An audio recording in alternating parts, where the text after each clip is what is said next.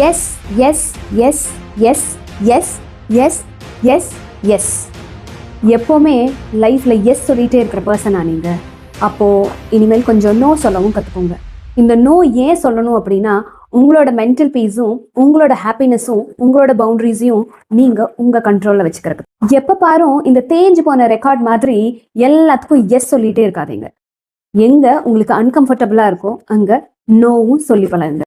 இந்த நோ சொல்கிறது ரொம்ப பெரிய கஷ்டமான வேலை. ஏன்னா நிறைய இடத்துல நம்ம எஸ் சொன்னாதான் நம்ம நல்லவங்க அப்படின்னு இந்த சொசைட்டி ஒரு ஸ்ட்ரக்சர் வச்சிருக்கு. அந்த ஸ்ட்ரக்சருக்குள்ளேயே மாட்டிக்கிறோம். அப்போ எப்பவுமே நம்ம நோவே சொல்லக்கூடாது. யார் எது கேட்டாலும் நம்ம செய்யணும். எந்த இடத்துலலாம் நோ சொல்லணுமோ அந்த இடத்துல எஸ் சொல்லிட்டு அழகா அந்த வேலையை செஞ்சுக்கிட்டே இருப்போம். But that costs our mental peace. No எப்படி சொல்லணும் அப்படிங்கிறதுக்கு நிறைய டெக்னிக்ஸ் இருக்கு. பட் நான் உங்களுக்கு அடுத்த வருஷத்தை அழகா எடுத்துட்டு போறதுக்கு ஒரு 5 ட்ரிக்ஸ் சொல்லித்தரேன். இனிஷியலா உங்களுக்கு நோ சொல்ல வரலன்னு வைங்களேன், ஒன்றும் பிரச்சனை இல்லை. Use delaying tactics. அதாவது உடனே ரெஸ்பாண்ட் பண்ணாதீங்க.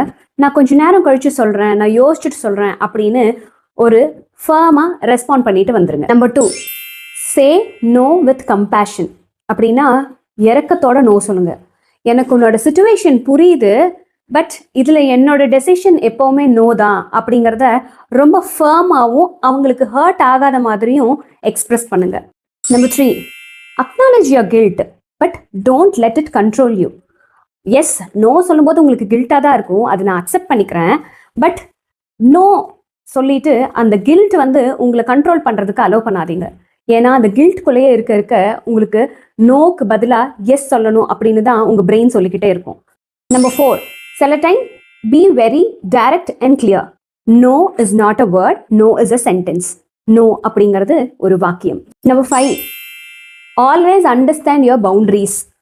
உங்கள் பவுண்டரிஸ் எதுன்னு முடிவு பண்ணுறது நீங்கள் தான். அப்போ உங்களுக்கு நோ அப்படிங்கிற விஷயத்த எத்தனை பேர் மேனிப்புலேட் பண்ணாலும் அது நோவாகவே இருக்கட்டும். Because that makes you standard. And இன்னொரு விஷயம், நீங்கள் நோ சொல்லிட்டீங்கன்னா உங்களோட ஆட்டிடியூட் சரியில்லை, பிஹேவியர் சரியில்லை, உங்களுக்கு ரொம்ப திமிரு இருக்குது அப்படின்னெல்லாம் இந்த சொசைட்டி சொல்லும்.